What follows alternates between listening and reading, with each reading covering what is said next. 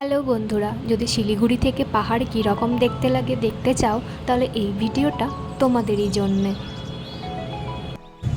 অনেকজনের অনেক প্রশ্ন থাকে যে শিলিগুড়ি কি পাহাড় নাকি শিলিগুড়ি সমতল। তো যদি দেখতে চাও তাহলে এই ভিডিওটা দেখো। যদিও শিলিগুড়ি সমতল এলাকা, পাহাড় নয়, পাহাড়ে যেতে গেলে তোমাকে এখান থেকে গাড়ি রিজার্ভ করে বা লাইন বাসে যেতে হবে। দেখো পাহাড়টা পেছন দিকে কি সুন্দর লাগছে দেখতে। আর ওয়েদার ভালো থাকলে এমনিতেই খুব সুন্দরভাবে পাহাড়টা দেখা যায় এখানে। শিলিগুড়ি থেকে 15 মিনিটস দূরে সেবক থেকে পাহাড় শুরু হয়। শিলিগুড়ির লোকেরা খুব একটা বেশি পাহাড় দেখতে যায় না, কারণ তারা বাড়িতে বসেই পাহাড় দেখতে পায়। শিলিগুড়ি খুব একটা বড় শহর নয়, ছোট্ট শহর, চারিদিকে পাহাড়ে ঘেরা।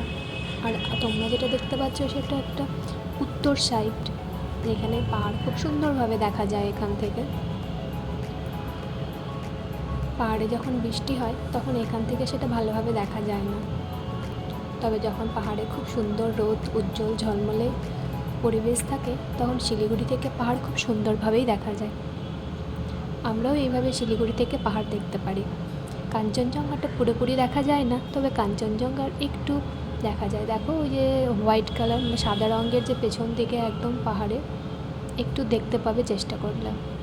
আর যে সামনে ব্রিজটা দেখতে পাচ্ছ সেটা হচ্ছে জংশন যাওয়ার মাঝখানে, মানে জলপাইগুড়ি থেকে নিউ এনজেপি থেকে জংশনে যাওয়ার ব্রিজ।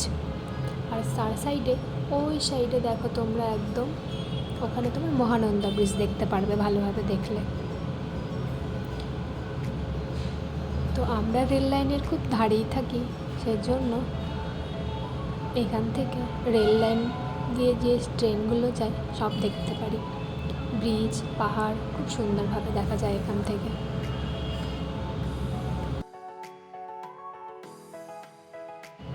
শিলিগুড়ি হচ্ছে মিডল পয়েন্ট।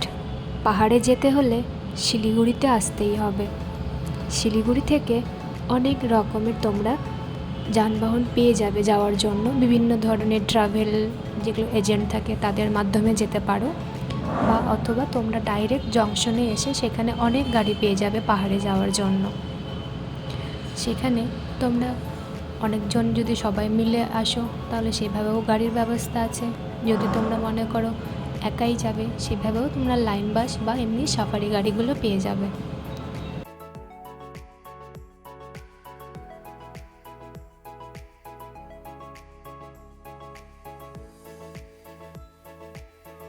কেমন লাগলো ভিডিওটা তোমাদের অবশ্যই কমেন্ট করে জানিও। আজকে এখানে শেষ করছি। টাটা বন্ধুরা।